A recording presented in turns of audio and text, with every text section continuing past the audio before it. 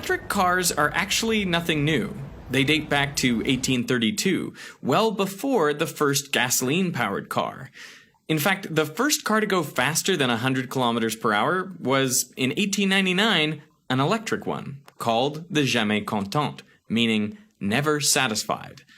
But people were, apparently, satisfied with electric cars.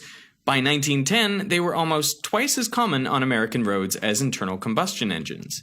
But then came the Model T, which at $650 was significantly cheaper than comparable electric cars. And as gas stations popped up around the country, they could be quickly refueled, allowing you to travel farther, faster, and cheaper than electric cars, which took a long time to recharge. So by 1935, the electric vehicle had been commercially obliterated.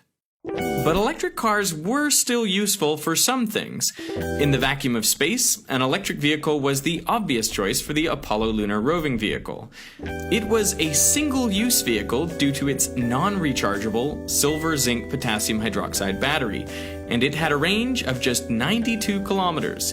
But the astronauts never needed even half of this range. At the Munich Olympics in 1972, to lead marathon runners in their race, BMW created an electric version of its 2 Series car.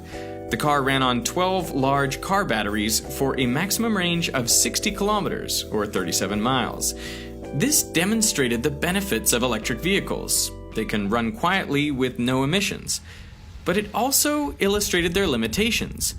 With the battery technology available at the time, electric cars were expensive and short-range, impractical for everyday use.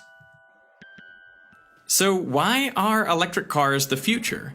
In 2020, BMW is launching the iX3 all-electric sport utility vehicle, and they plan to have 25 electrified vehicles in their fleet by 2023.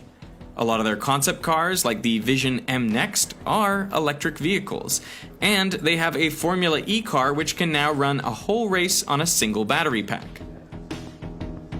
This is all made possible by developments in battery technology. Batteries have gotten a lot better, particularly with the introduction of lithium-ion batteries.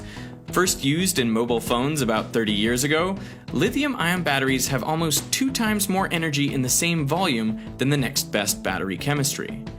Because of their use in many consumer products like phones and laptops, their manufacturing costs continue to decline, driven by manufacturing and supply chain optimization. Over the last 3 decades, the energy density has increased both per unit mass and per unit volume, while the price has plummeted. This is unlike internal combustion engines, which, after a century of development, have few areas left for improvement. And the reality is, you don't really travel that far in a car. The batteries available today are good enough for all but the longest road trips. In the US, 99% of trips are under 160 kilometers, or 100 miles. And electric cars are just better vehicles. Here are my top 10 reasons why. First, more torque from a standstill. Thanks to the batteries under the floor, they have a low center of mass and so better handling. Since you can drive electric motors independently, you can have precise control over each wheel for maximum traction. Electric cars are quieter. Electric cars are cheaper to run than gas cars because gas is more expensive than electricity for the same distance traveled. Electric cars are more efficient than gas cars, both in converting stored energy into energy of motion and in regenerating some of that energy in braking. You never have to visit a gas station because you can recharge at home. There's less maintenance, fewer moving parts, no oil changes, and the brakes wear out less often thanks to regenerative braking. And depending on the source of electricity, in my case solar panels, electric cars don't produce any CO2 at all, so they don't contribute to climate change. Plus, as cars become essentially computers on wheels, electric vehicles are leading the way towards self-driving cars. Alright, we're gonna start our ride in an autonomous vehicle. My first time ever. Level 4 autonomy.